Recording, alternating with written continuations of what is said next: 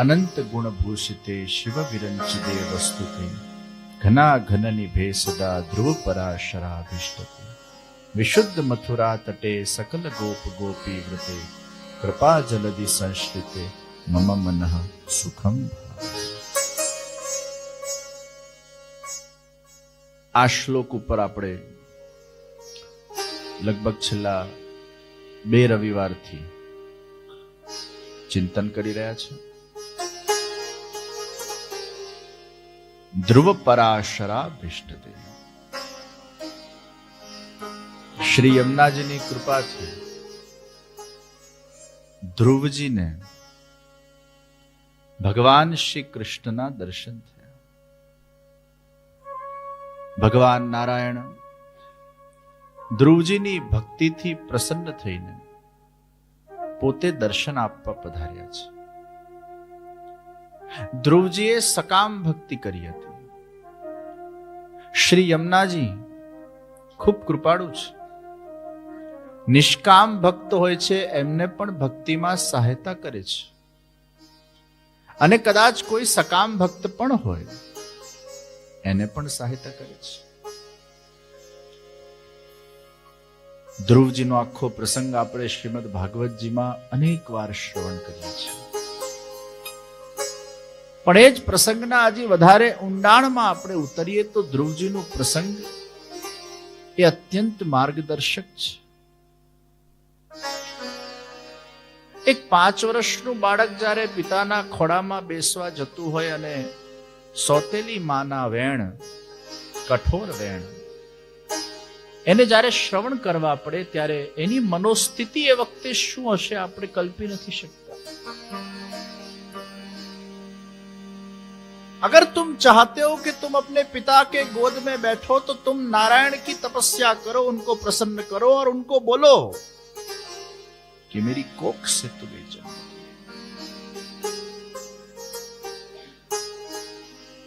અને બાળક પછી એની માં સુનીતિ પાસે આવે છે અને સુનીતિને ખૂબ દુઃખ થાય છે. પણ સુનીતિએ જે ધ્રુવજીને માર્ગદર્શન આપ્યું એ અદ્ભુત છે. એક બાજુ ધ્રુવની પરિસ્થિતિનો આપણે વિચાર કરીએ અને બીજી બાજુ સુનીતિનો પરિસ્થિતિનો આપણે વિચાર કરીએ. આ બંને માં દીકરાની પરિસ્થિતિ એ વખતે કેવી થઈ હશે? માં પણ દુખી છે, દીકરો પણ દુખી છે, પણ માનું એ દાયિત્વ બની જાય છે કે દીકરાને માર્ગદર્શન આપે. આવી ઇનસ્ટેબલ અવસ્થાના અંદર, સ્ટ્રેસફુલ અવસ્થાના અંદર, અતિશય પેનમાં એક 5 વર્ષના બાળકને તમે કઈ રીતે સાંત્વના આપી શકો? એક મા માટે આ કેટલું ચેલેન્જિંગ હશે. પણ છતાં એ મા ધ્રુવજીને કેટલો સુંદર ઉપદેશ આપે છે. મા મંગલમ તાત પરેશુ મંસ્થા. મા મંગલમ તાત પરેશુ મંસ્થા. ભુંગતે જનો પર દુઃખ. ભુંગતે જનો પર દુઃખ દુસ્તત. મા મંગલમ તાત પરેશુ મંસ્થા. એ માં ધ્રુવજીને ઉપદેશ આપે છે, બેટા ભલે પેલી સોતેલી માએ તને જેમ તેમ કીધું, પરંતુ તારા મનમાં એ સોતેલી માં માટે કોઈ એનું અમંગલ થાય એવી ભાવના ન ઉત્પન્ન થવી જોઈએ. આવી અવસ્થામાં, દાજેલી અવસ્થામાં, આવા દુઃખની અવસ્થામાં એક માં પોતાના બાળકને આ ઉપદેશ કઈ રીતે આપી શકે? પણ છતાંય સુનીતિ એ અત્યંત સાત્વિક છે, જ્ઞાની છે, પવિત્ર છે. આ અવસ્થામાં પણ એ બાળકને એના સોતેલી માં માટે કોઈ પ્રકારની નેગેટિવિટી જન્મે એવો વિચાર નથી કરતી. એને ઉપદેશ આપે છે, બેટા આપણે ક્યારે પણ કોઈનું અમંગલ થાય એવું નહીં ઈચ્છવું. કારણ કે ભૂંગતે જનો પર દુઃખ દુસ્તત. ભૂંગતે જનો પર દુઃખ દુસ્તત એટલે જે વ્યક્તિ બીજાને દુખી કરે છે એને પણ દુખી થવું જ પડે છે. જે બીજાને ઇન્ટેન્શનલી હેરેસ કરે કે દુખી કરે એને આજે નહીં તો કાલે એ ફળ ભોગવવું જ પડે છે. તારે વગર કારણે તારું મગજ કોઈનું અંગમંગલ થાય એમાં અપ્લાય કરવાની આવશ્યકતા નથી. તારા સાથે પેલી આવું કેમ કર્યું, શું કામ આવું બોલી, એનું ખરાબ થાય એ બધા દિશામાં તારા મગજને લગાડવા કરતા તારે આગળ શું કરવાનું છે એના પર તું ફોકસ કર. કારણ કે એને દુઃખ તું ઈચ્છે કે નહીં ઈચ્છે તો પણ કુદરત, ઈશ્વરનું આખું કાલચક્ર, કર્મના ફલનો સિદ્ધાંત એને આપશે જ. જો એક વસ્તુ યાદ રાખજો, એક છે જાણી જોઈને તમે કોઈને દુખી કરો, ઇન્ટેન્શનલી. એક છે માતા પિતા કે ગુરુ એ પોતાની શિક્ષાના માધ્યમથી સામેવાળાને એના હિત માટે કોઈ કાર્ય કરતા હોય પણ એને એમ લાગતું હોય કે આ વ્યક્તિ મને દુખી કરે છે. માતા પિતા બાળકોની ઈચ્છા પૂરી ન કરે તો બાળકોને દુઃખ થાય, પણ તમે એને ઇન્ટેન્શનલી દુઃખ નથી આપ્યું. તમે એવું ઈચ્છતા નથી કે દુઃખી થાય, પણ એ બિચારું નાનું બાળક છે, એની અજ્ઞાનતાના કારણે એને એનું હિત ખબર નથી, એટલે એ તમારા વેણથી કે તમારા એટીટ્યુડથી કે તમારા ક્રોધથી કે તમારા ગુસ્સાથી એ દુઃખી થાય છે. એમાં તમને દોષ નથી લાગતો, એ બાળક અજ્ઞાન છે. તો માતા પિતા કે ગુરુ કઈક શિક્ષા તમને આપે એટલે તમને દુઃખ થાય. એક આ દુઃખનો પ્રકાર છે. ત્રીજા નંબરે તમે જ તમારા પગ પર કુલાડી મારો, તમે જ કંઈક એવા કર્મ કરો અને એ કર્મ કર્યા પછી એનું રિબાઉન્સ તમને ક્યાંક ને ક્યાંક દુઃખ ભોગવવાનું આવે, એના તમે પોતે અધિકારી છો. તમે કર્યું એ તમને સામે મળ્યું. ચોથા નંબરે વ્યક્તિનો નેગેટિવ થોટ પ્રોસિજર વાળો જે નેચર છે એને દુખી કરે છે. સામેવાળાના મનમાં તમને દુખી કરવાનો ભાવ નથી હોતો, પરિસ્થિતિ પણ ઘણીવાર એવી કોઈ દુઃખરૂપ નથી હોતી, પણ તમારો જે આખો નેગેટિવ થોટ પ્રોસિજર છે, આ થોટ પ્રોસિજર તમને દુઃખ આપે છે. પરીક્ષિત રાજા કલીને સુવર્ણમાં સ્થાન આપ્યા પછી, મુકુટ ધારણ કર્યા પછી જ્યારે વનમાં પધાર્યા અને તરસ લાગી અને તે વખતે જ્યારે એમને પ્રવેશ કર્યો ઋષિના આશ્રમમાં અને ઋષિ ધ્યાન કરતા હતા, અને એ વખતે પરીક્ષિત રાજાએ પોતે જ મનોમન વિચારી લીધું કે ये ध्यान का ढोंग कर रहा है. Wrong assumption can lead towards a huge pain in your life. It was a wrong assumption. એ ઋષિ તપસ્યા કરતા હતા, ધ્યાન કરતા હતા, પણ મનોમન એમને અસ્યુમ કરી લીધું કે આ ઢોંગ કરે છે અને મને તરસ લાગી છે અને મને કોઈ પાણીનો ભાવ નથી પૂછતું અહીંયા, અને ગુસ્સામાં આવી ગયા અને એમને મરેલો સાપ લટકાવી દીધો. છતાંય ઋષિ તો હજી શાંત બેઠા છે. પરીક્ષિત રાજા જતા રહ્યા. ઇન્ટેન્શનલી ઋષિને દુખી કરવાનો પ્રયાસ આ જાણી જોઈને થયો.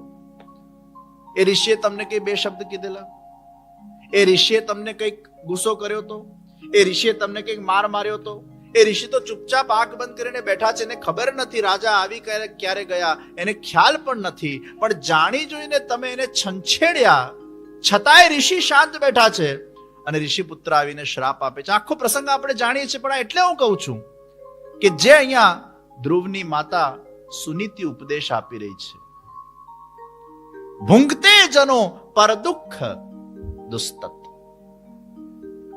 તમે ઈચ્છો કે ના ઈચ્છો, કુદરત અને ઈશ્વરનું કર્મના ફલનો સિદ્ધાંત એને ફલ આપશે જ, અને એટલે જ એ ઋષિને અકારણ હેરાન કરવાના ફલરૂપે ઋષિએ પરીક્ષિતનું અમંગલ થાય એવી કામના નથી કરી.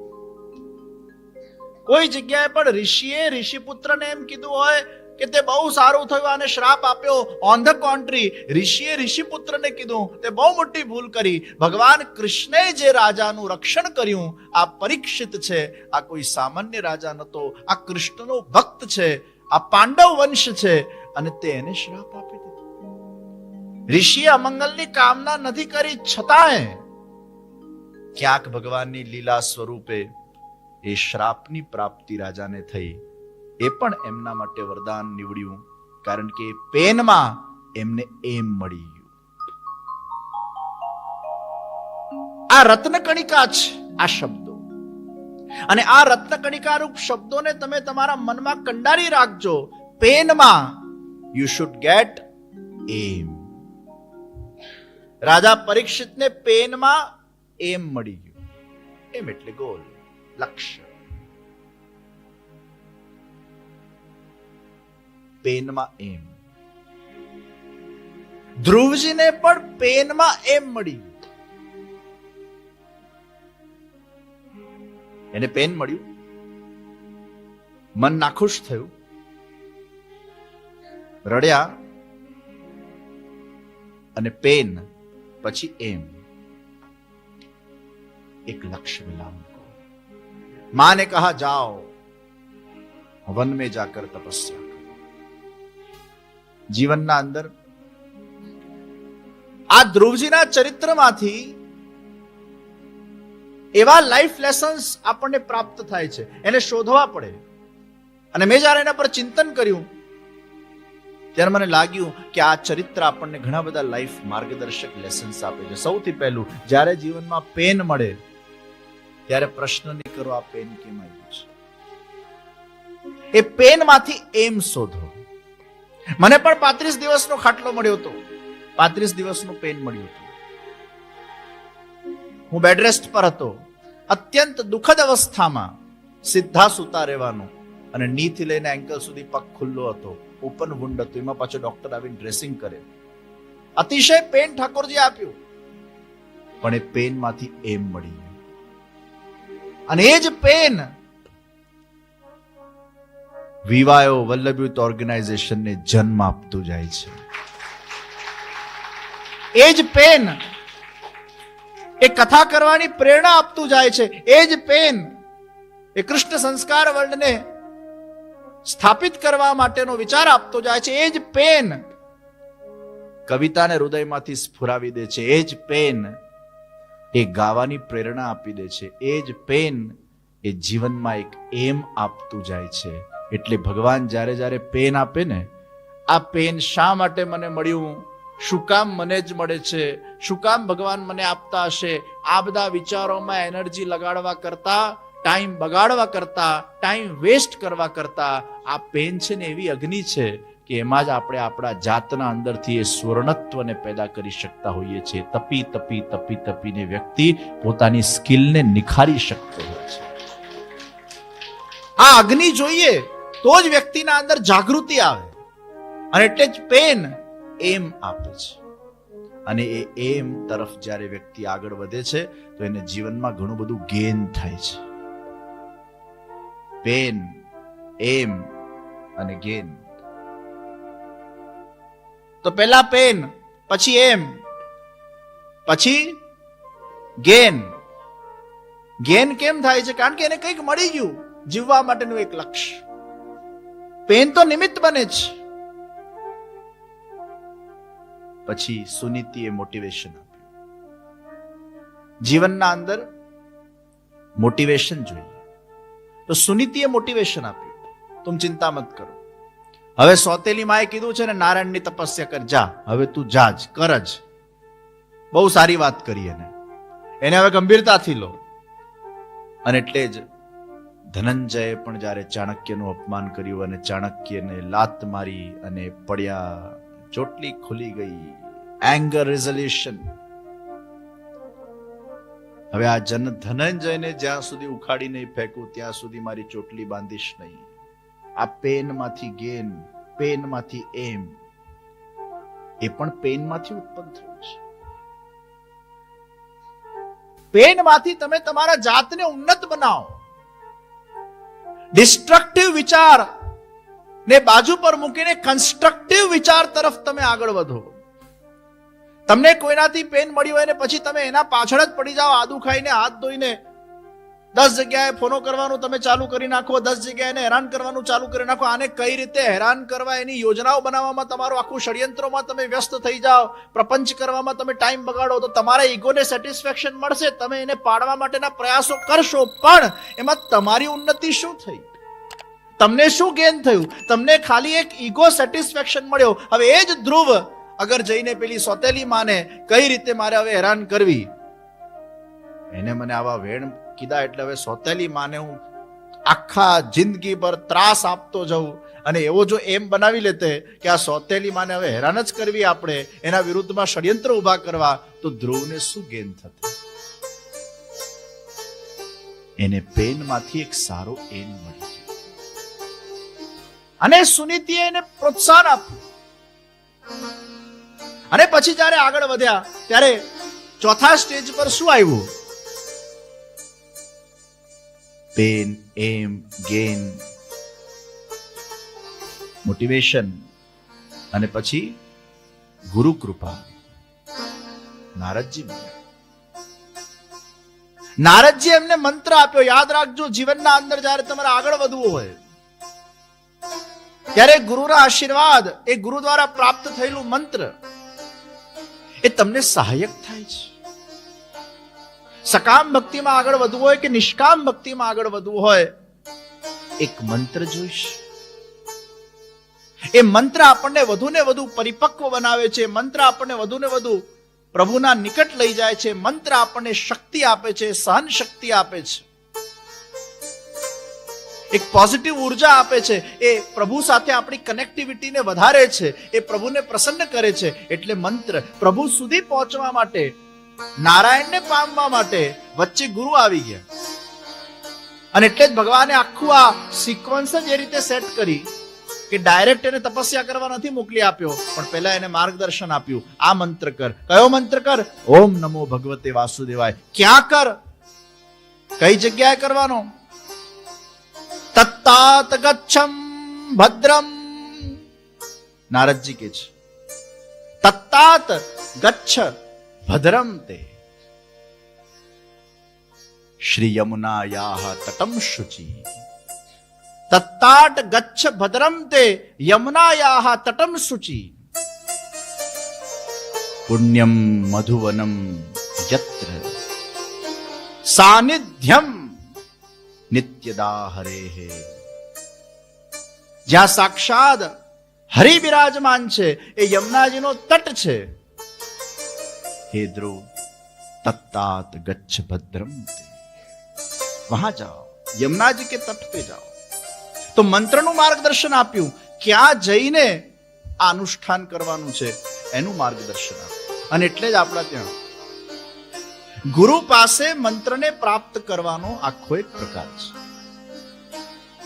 એક ભાઈ હતા, એના પાસે મંત્રની એવી ચોપડી હાથમાં લાગી ગઈ કે એમાં બધું લખેલું. રાહુ નડે તો આ કરવું, શનિ નડે તો આ કરવું, છોકરા ના થતા હોય તો આ કરવું, પત્ની ના મળતી હોય તો આ કરવું, પતિને પ્રસન્ન કરવા માટે આ કરવું, પતિને આકર્ષિત કરવા માટે આ કરવું. કોર્ટ કેસ માટે આ કરવું, કોઈને પાડી નાખવા માટે. એવી ચોપડી લઈ આવ્યો. હવે તો બધા મંત્રોને એમાંથી વાંચી વાંચીને અને કરવાના ચાલુ કરી નાખ્યા, એની જે રીતે ઉપયોગિતા હતી એ પ્રમાણે. ડોક્ટર જ્યાં સુધી પ્રિસ્ક્રાઇબ ના કરે ત્યાં સુધી પેલી મેડિસિન ના લેવાય. અને આપણા ત્યાં ગુરુ પાસેથી આશીર્વાદ પ્રાપ્ત કરીને એ મંત્ર જ્યારે આપણે લઈએ છીએ, અને એ મંત્ર જ્યારે ગુરુ આપણને બોલાવે છે અથવા લખીને આપે છે, ત્યારે એ ગુરુનું પણ થોડુંક પુણ્ય એ તમારા સાથે જોડાઈ જતું હોય છે. અને પાછા ઘણા એવા અધકચરા ઘડા પેદા થઈ ગયા આપણા ત્યાં કે એ લોકો જ બારોબાર મંત્ર આપી દેતા હોય છે. 2-4 લોકોને આપણે મંત્ર આપી દીધું હોય એટલે પછી એને સાંભળ્યું હોય કે આ ગુરુએ આ મંત્ર આપ્યું છે, એટલે પછી એના ત્યાં એના કોઈક સગા સંબંધી કોઈકને કંઈક તકલીફ થાય એટલે આ બહેન ફોન કરીને કહી દે, આ છે ને મને ખબર છે આ મંત્ર અપાતું હોય છે, તબિયત બગડે ને એટલે આ જ કરવાનું. એને એવું કે જો આ બધા મંત્ર હું આપું ને કોઈકને સારું થઈ જાય તો આપણું કેટલું સારું લાગે, પેલો આપણને કેટલો થેન્કફુલ કે જે તમે મંત્ર આપ્યું હતું ને અમારે તો બધું સારું થઈ ગયું. આવી ભૂલ નહીં કરતા, કારણ કે તમે કોઈ મંત્ર આપવા જશો એટલે તમારું પુણ્ય ખર્ચાશે અને પછી તમે ખાલી થઈ જશો અને પછી તમારા જીવનમાં દુઃખ આવશે. તે વખતે તમને એમ થશે ને આટલા બધાની મદદ કરી, આટલા બધાને મંત્રો આપ્યા અને મને કેમ આ ફળતું નથી, કારણ કે તમારું બેંક બેલેન્સ ખાલી થઈ ગયું. તો જે ગુરુનું કામ છે ગુરુને કરવા દો, જેનું કામ છે એને કરવા દઈએ. આપણે શું લેવા બધે મંત્ર આપ કરીએ? ઓન ધ કોન્ટ્રી, કોઈના જીવનમાં કે આવી તકલીફ પડી હોય એને ગુરુ પાસે લઈ આવો અને એને આશીર્વાદ અપાવીને એમને જે યોગ્ય મંત્ર લાગે એ મંત્ર એને આપે અને એ ગુરુનું પુણ્ય એના સાથે જોડાય અને પછી ઠાકોરજીને ક્યાંક ને ક્યાંક એ વિનંતી સ્વરૂપે પણ એ તમારી સુધી લઈ શકે. મને ઘણા બધા લોકો પૂછે આપ હવન કેમ કરો છો?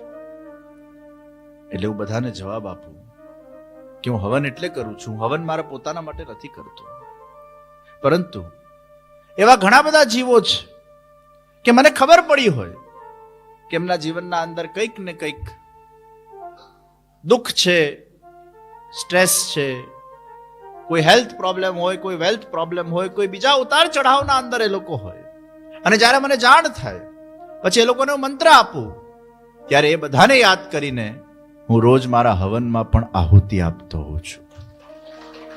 કારણ કે એ બધા હવન નથી કરી શકતા, એ બધા આટલા બધો સમય જપ કે હવનમાં નથી આપી શકતા, પણ એ બધાને યાદ કરીને. તો નારદજીએ ધ્રુવજીને આ મંત્ર આપ્યો, ઓમ નમો ભગવતે વાસુદેવાય. સકામ ઈચ્છાને પરિપૂર્ણ કરવા માટે અગર કોઈ બલ જોઈતું હોય તો આ મંત્ર એ બલ આપે છે.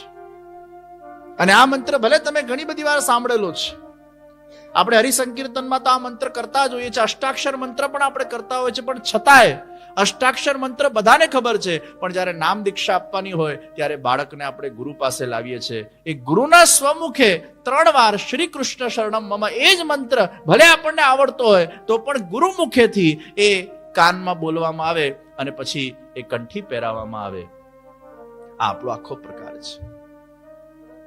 ઓમ નમો ભગવતે વાસુદેવાય. નારદજી આ મંત્ર આપ્યો અને પછી ધ્રુવજી એ તપસ્યા કરવા તત્પર બન્યા. તો પહેલા પેન મળે, પછી એમ મળે, પછી ગેન રૂપે એને મોટિવેશન પ્રાપ્ત થાય, એક ધ્યેય મળવાનું એને ગેન પ્રાપ્ત થાય, લક્ષ્ય મળ્યું. પછી ગુરુના આશીર્વાદ મંત્ર ગુરુની શક્તિ પ્રાપ્ત થાય, પછી પુરુષાર્થ એફર્ટ્સ, પુરુષાર્થને એફર્ટ્સ પુટ કર્યા પછી પ્રતીક્ષા, પેશન્સ, ફોકસ.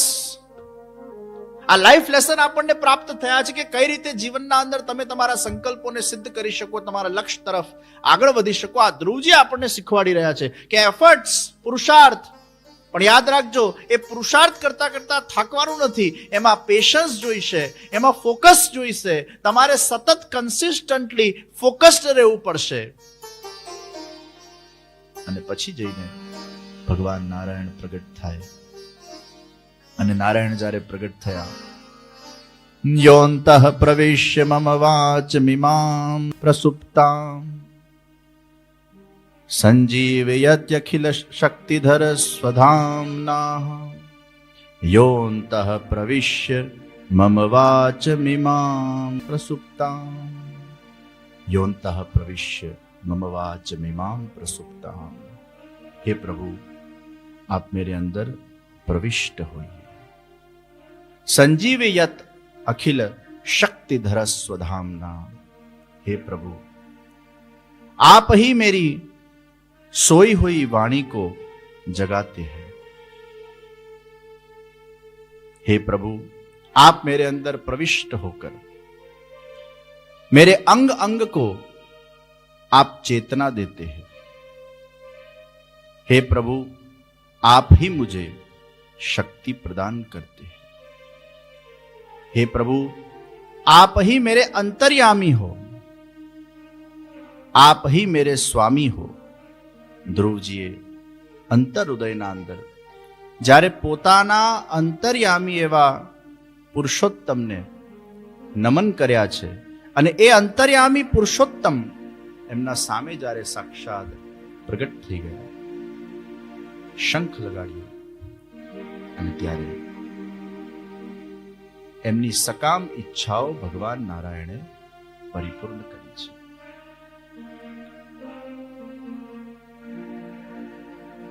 તો ધ્રુવજીને જે યમુનાજીના કિનારે એ વાયુના સ્પર્શના માધ્યમથી જે ચેતના, જે ઉર્જા મળી,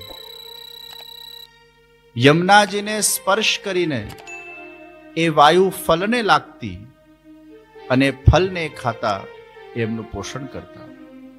યમુનાજીના વાયુને સ્પર્શ કરીને એ પત્ર, જે પત્રમાં શરીરને પુષ્ટ કરવાની તાકાત નથી, પણ છતાં પણ એ પત્ર શરીરને પુષ્ટ કરે છે.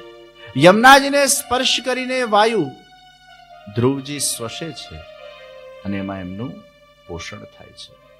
તો યમુનાજીની કૃપા વગર આ તપસ્યા એમની સફળ ન થઈ શકે.